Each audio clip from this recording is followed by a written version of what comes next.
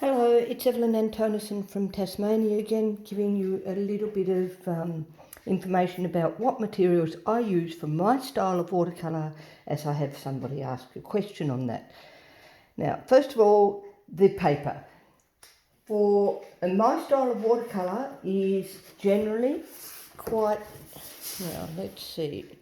is a very impressionist style, wet in wet, loose, and I particularly do landscape, but I do other things too.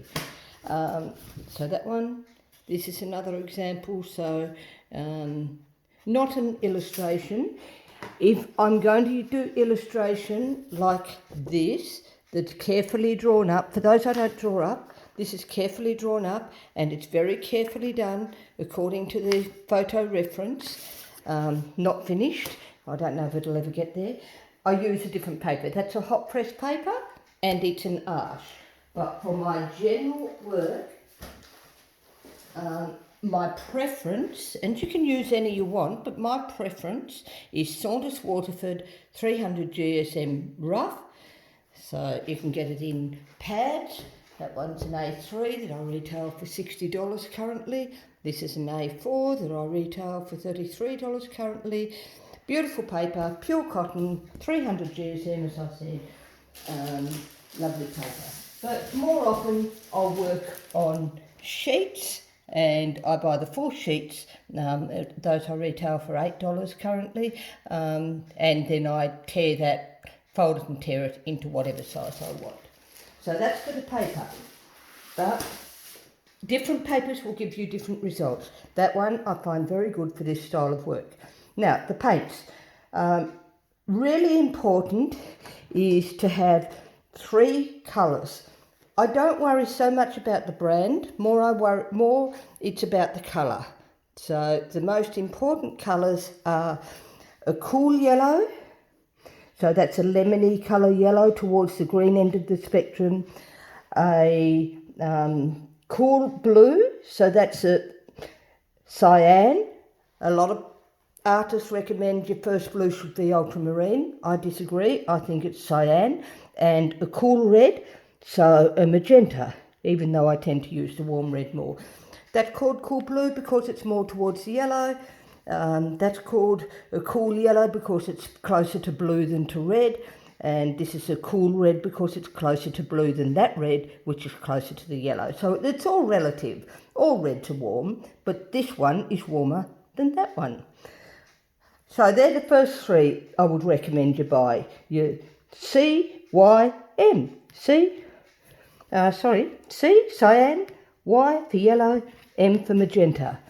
After you've got those 3, if you can afford it and you want some more, and they're very useful, the next one I'd get would be a warm blue, ultramarine blue. Okay, you can make your ultramarine out of this and this, but it's never quite as good as buying the ultramarine. The next most important is your warm red, because although you can make your warm red out of that and that, it's so much better to have a warm red. And the least probably important is your warm yellow. So that's the yellow that's closer to red than that yellow. So CYM for your first 3 colours, then your cool primaries, and then go to your warm primaries. Any other colour is a bonus. Birthday presents, Christmas presents, just because you want to play, because you're bored. But mix those and you can get anything you want. Next, my palette. So this is my preferred. It is a little bit messy. That's me. But I like this little art spectrum one because I can take it anywhere. It's a bit, sort of been a bit dropped and whatever. But if I'm doing a bigger work, I'll use a bigger palette. Okay, so something like this. The materials I'm telling you now are really for up to quarter sheet. Once you start getting bigger paintings, you want to use other materials, different, bigger palette and whatever. But for these, you can even use something like a disposable plastic plate or the lid of an ice cream tin. This one I've done a class with various reds and pinks for some geraniums. So to keep them clean, because for flowers I often won't use my well-used landscape palette because it's just a little bit grotty and my yellows aren't clean enough and my reds are not clean enough, so I get out a clean palettes. I've got lots of palettes with bits and pieces in. Now the brushes. The most important is the hockey brush, H-A-K-E, pronounced hockey. Next most important for me is probably a rigger brush. Okay, that's my scribble brush. Add a bit of ink later or something. The brand doesn't matter that much, although with the hockey ones I do like the sewn ones rather than ones with the metal ferrule here, because the metal ferrule, the water goes up inside.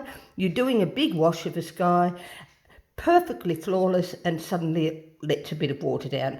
These take a bit of getting used to. They hold a lot of water, they release a lot of water, which is why they're so good. The next one that I really like is my number 3 squirrel mix. And I like this one, so it's a teardrop shape. I've got these in different sizes. I've got the hockey brushes in different sizes. And the next brush of choice would be a half inch flat.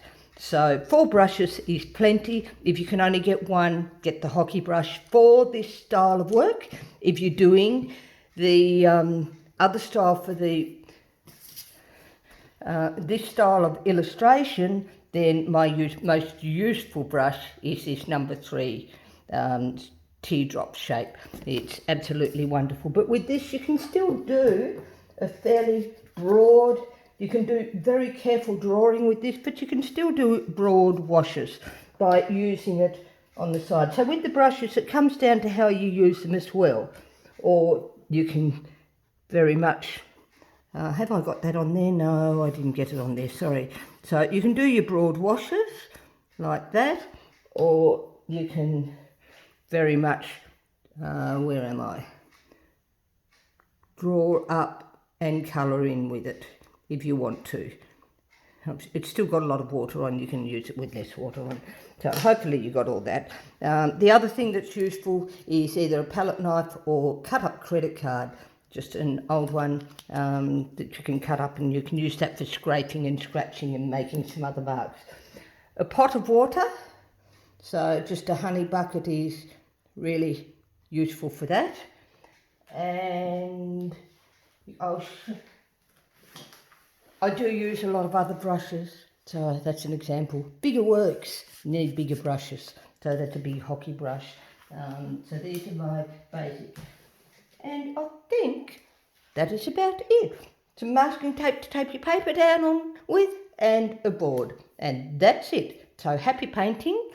It's not a lot of gear. See how it goes. Bye.